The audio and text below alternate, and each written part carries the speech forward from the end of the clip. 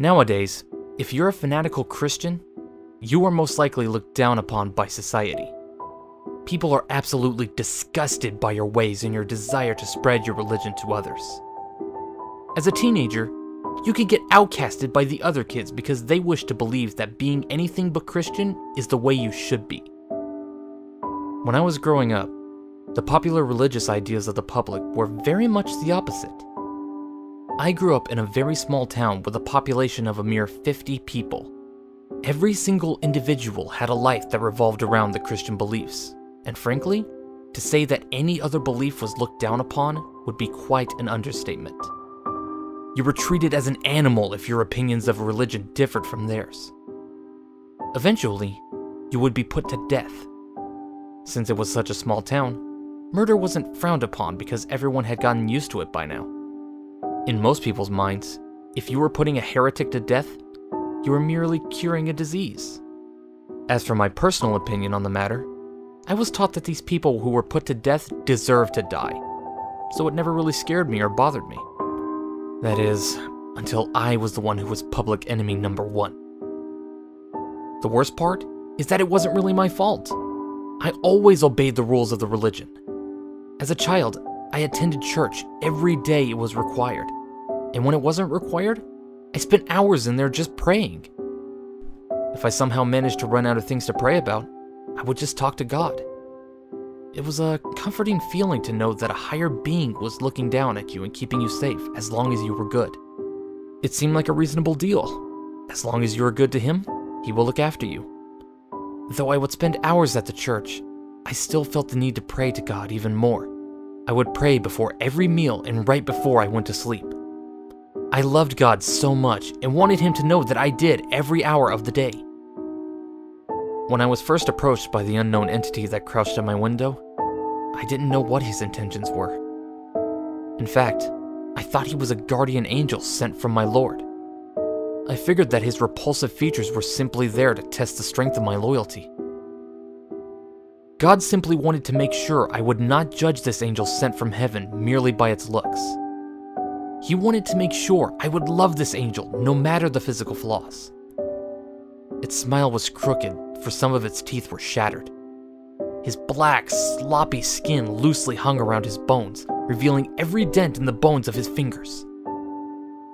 His eyes managed to claw their way into my head, and I found it very difficult to make eye contact. They seemed to swell out of the sockets. I think they had a problem staying in place due to his skin that seemed to be melting off. The eyes themselves had cracks of red in them, but beside that, they were a thick, milky white. At first, of course, I was frightened, but then I remembered that there was no reason for the Lord to send any harm my way. I was a good child. "Hello, friend." I grinned and stuck my hand out to him. His head slumped onto his left shoulder and his mouth fell open. After waiting a minute or two, I realized he wasn't going to reply to me anytime soon. "Were you sent by God?" I asked. Instead of using words, he replied with a low, gravelly snarl. The sound unsettled me to say the least. Chills trickled down my spine, and no other words seemed to be able to escape my lips. He clamped his jaw shut and began to make his way off my window and back into the shadows of the night that awaited him outside my bedroom window. A while after he disappeared, I finally noticed that slimy, murky substance that he had left on my windowsill. In the morning, I decided that telling my parents would be a terrible idea. The being that came to my window last night was a personal message from the Lord to me, not them. I assumed if God wanted me to tell my parents, he would have sent him to their window too. My morning was a typical one. We all sat down to pray, we ate our food, and headed off to church. On the way to church, I couldn't help but continue to focus my thoughts on that creature. Was he there to watch over me at night, and when I woke up, scared him off? I realized that I may be offending my Lord by questioning his plans, so I pushed those thoughts out of my head and focused on mentally preparing myself for the church sermon that was about to begin. It was as if that sermon was a direct and obvious message from God to me. The entire 2 hours that the preacher spoke, he spoke about guardian angels. He spoke of how those who are good to the Lord will be the ones to receive them. And that's when I knew for sure that God had sent me a gift. The next night, the angel visited me. I was not afraid anymore. I sat up in my bed and gazed at the window. It didn't take long for him to appear. He stood on all fours in my window. Though his skin was dark, he was distinguishable through the night sky, for it was as if his skin was blacker than the night. "Hi again," I said gleefully. I jumped back slightly when the angel replied to me. I was not expecting an answer, to be honest.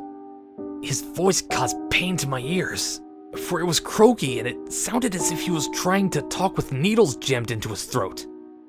"Hi, Quinn." Now this was even more proof that the Lord had sent him. He knew my name! I couldn't help but allow a giggle to escape my lips. I was eager to reply, but the angel stopped me with his raspy voice again. "Do you love your God?" That was weird. Wasn't the Lord his God too? Of course, my immediate response was to nod eagerly. His dropping face lifted slowly into a smile. "Would you do anything for him?" Once again, I nodded. I was starting to feel anxious again. I couldn't control it. His existence was overwhelming me with absolute terror. I had a strong desire for him to leave. I felt awful for wanting something that directly went against what the Lord had in store for me. But in that moment, I didn't care. This monster was downright disturbing. Before I could utter any words, I saw that he had fled while I was deep in thought. The next morning, I no longer felt that I did not want to tell my parents about this entity that was visiting me. Instead, I felt that I cannot tell them about this entity that was visiting me. Telling them that I was frightened by a black being with bloated white eyes that was appearing by my window would be a certain death wish. I would be called out as a heretic for believing that such evil would be visiting me, and then I would be put to death without question.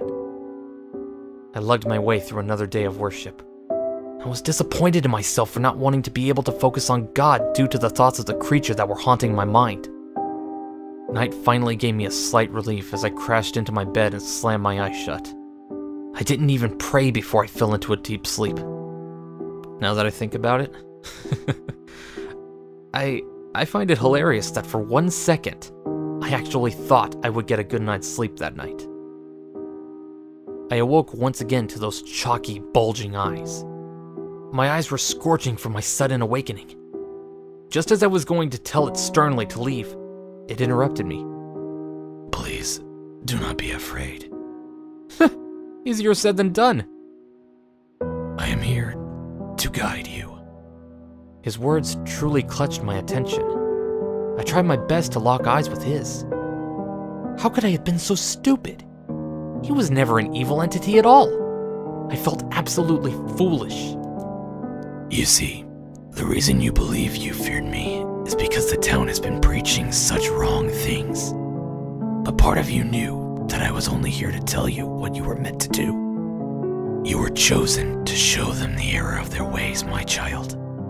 It's not too late to do what's right."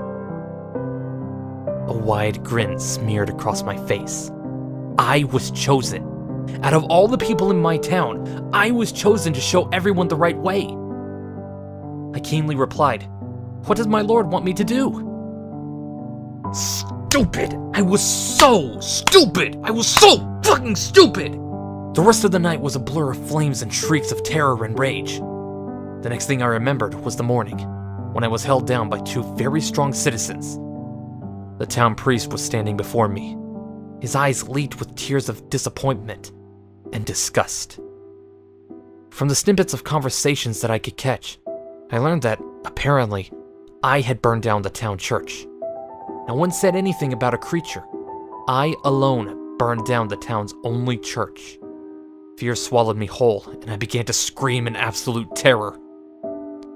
Their first act was to sew my lips shut. They wanted to assure themselves that I would never speak any of my heretic thoughts to others again. Their second act was to hack my hands off.